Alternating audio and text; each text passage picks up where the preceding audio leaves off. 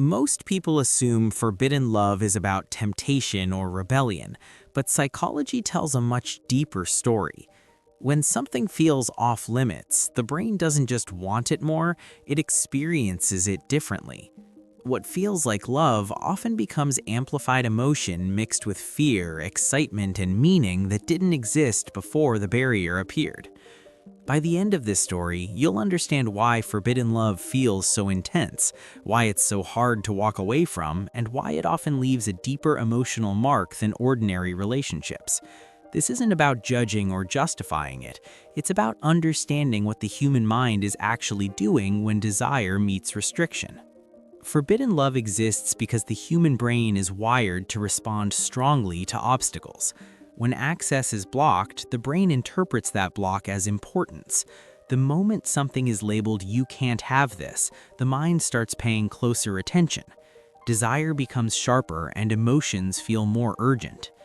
Psychologists call this the scarcity effect.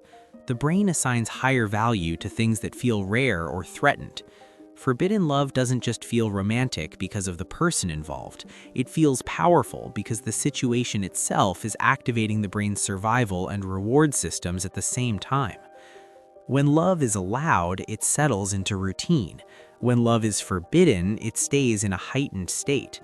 There is no space for boredom. Every interaction feels meaningful. Every message feels loaded.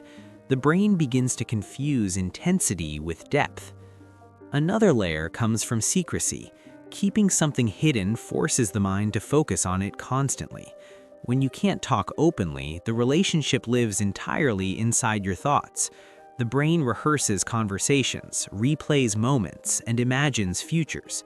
That mental repetition strengthens emotional attachment even when real interaction is limited. Have you noticed how something feels bigger when it exists mostly in your head? Forbidden love grows in imagination more than in reality. The person becomes a symbol, not just a human being. They start representing escape, validation, or a different version of life. There's also the role of identity. Forbidden love often appears when someone feels unseen or restricted in their current life. The relationship becomes a mirror reflecting who they wish they could be. It's not always about the other person. It's often about the version of self that comes alive around them. Psychologically, this creates a split. One part of the person stays loyal to reality, responsibility, and structure. Another part lives in emotion, fantasy, and possibility. Forbidden love feels like permission to exist as that hidden self, even if only briefly. The brain's chemistry intensifies this experience. Dopamine, the chemical linked to anticipation and desire, spikes when outcomes are uncertain. Forbidden love is full of uncertainty. Will we talk again? Will this end? Will it ever become real? That uncertainty keeps dopamine high, which makes the connection feel addictive. This is why forbidden love often feels harder to let go of than healthy relationships. Healthy bonds create stability, which calms the nervous system. Forbidden bonds keep the nervous system alert. The brain mistakes that alertness for passion. Have you ever felt more alive during moments of emotional risk, even when you knew it wasn't good for you? That's not weakness, that's biology responding to stimulation. Another powerful force is contrast. Forbidden love often exists alongside dissatisfaction. When everyday life feels dull, stressful, or emotionally empty, the forbidden connection feels brighter by comparison. The brain exaggerates the positives and minimizes the negatives. This is where illusion forms. The mind compares a fantasy to reality, not two realities. Of course, the fantasy feels better. It hasn't been tested by daily life, conflict, or disappointment, but the brain doesn't process that difference clearly. Forbidden love also thrives on emotional timing. It often appears during transitions, a rough relationship, a period of loneliness, a loss of identity, or a moment of change. In those moments, the mind is especially vulnerable to intense emotional bonds. Psychology shows that humans attach more quickly when they feel unstable. The forbidden relationship becomes an anchor, even if it's fragile. It offers emotional grounding without demanding full responsibility. There's also the pull of meaning. When something requires sacrifice or risk, the brain assumes it must be important. Forbidden love asks for secrecy, patience, and emotional strain. That effort creates meaning, even when the outcome is uncertain. This is why people say things like, "I've never felt this way before." What they're feeling isn't just love, it's effort, fear, anticipation, and longing combined into one emotional experience. At some point, the mind begins protecting the bond.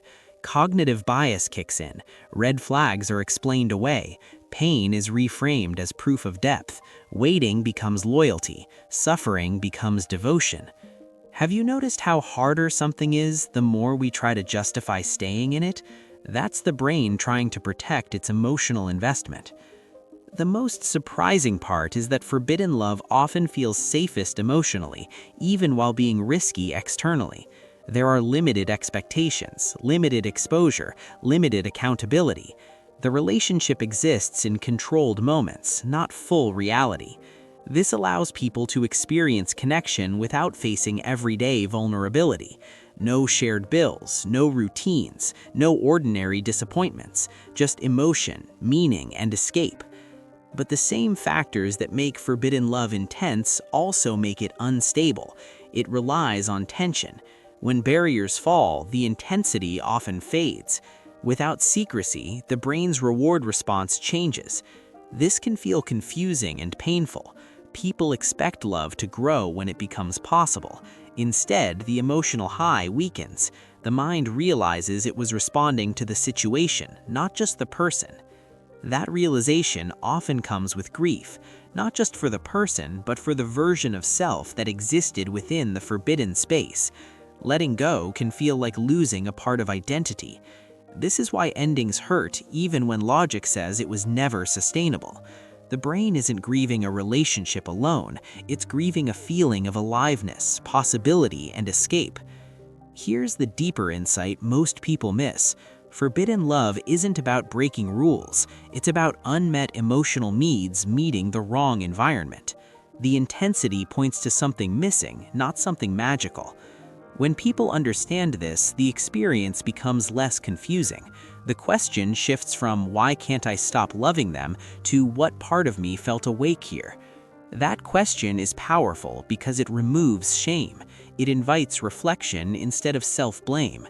It turns forbidden love into information rather than obsession. If you've ever felt drawn to something you knew you couldn't fully have, ask yourself what it awakened in you. Was it freedom, being seen, feeling chosen, feeling alive? Those needs are real, even if the situation wasn't sustainable. The work isn't to chase the forbidden again, it's to find healthier ways to meet those needs openly. Forbidden love teaches us something important about the human mind. Desire grows in restriction, but fulfillment grows in safety. Intensity feels meaningful, but stability builds lasting connection. Understanding this doesn't erase the emotion, it gives it context, and context is what allows people to heal without erasing their humanity. If this explanation changed how you see forbidden love, take a moment to reflect on your own experiences. Share your thoughts in the comments and consider staying connected for more insights into how the mind shapes love, attachment, and desire.